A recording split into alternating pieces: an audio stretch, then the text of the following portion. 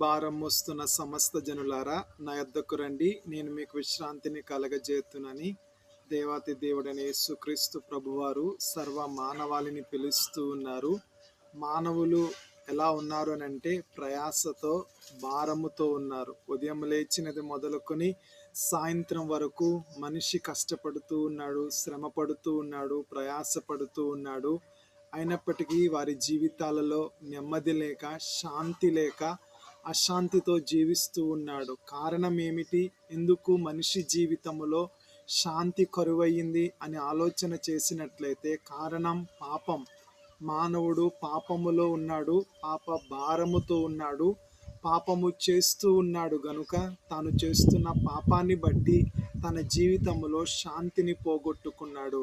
మరి పాపము నుండి విడిపించబడాలంటే, పాపము నుండి రక్షింపబడాలంటే, పాపం పోవాలంటే ఏం చేయాలి, ఎక్కడికి వెళ్ళాలి అని ఆలోచన చేసినట్లయితే మనము ఏమీ చేయనవసరత లేదండి. ఎక్కడికి వెళ్ళవలసిన పని లేదు.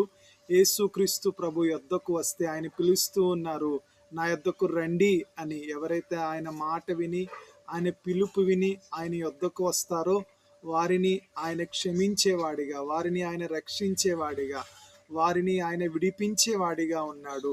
మరి పాపములో జీవించినంత కాలం, పాపములో ఉన్నంత కాలం నీ జీవితంలో శాంతి ఉండదు. సోదరి, సహోదరుడా, యవనస్తుడా, మరి నీ పాపం ఏమిటో నీకు తెలుసు, దేవునికి తెలుసు. ఆ నీ పాపాన్ని ఒప్పుకుని విడిచిపెట్టి ప్రభు ఎదుట క్షమాపణ కోరితే ఆయన క్షమించేవాడిగా ఉన్నాడు, విడిపించేవాడిగా ఉన్నాడు, రక్షించేవాడిగా ఉన్నాడు. మరి అటువంటి దేవుని ప్రేమను, దేవుని కృపను పొందుకుని ఆయన యొద్దకు రావాల్సిందిగా మీకు మనవి చేస్తూ ఉన్నాం.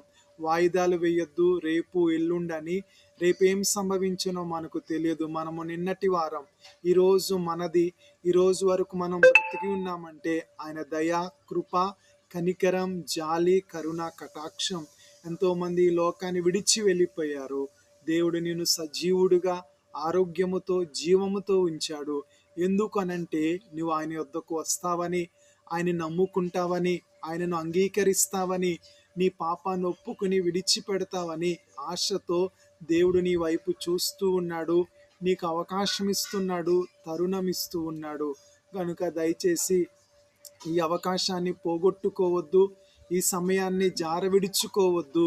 దేవుడిస్తున్న అవకాశాన్ని, దేవుడిస్తున్న సమయాన్ని సద్వినియోగం చేసుకుని యేసు ప్రభుని నమ్ముకుని పాప క్షమాపణ పొందుకుని పరలోక రాజ్యానికి నీవు వారసుడు కావాలని ఈ మాటలు తెలియజేస్తూ ఉన్నాం. చిన్న మాట.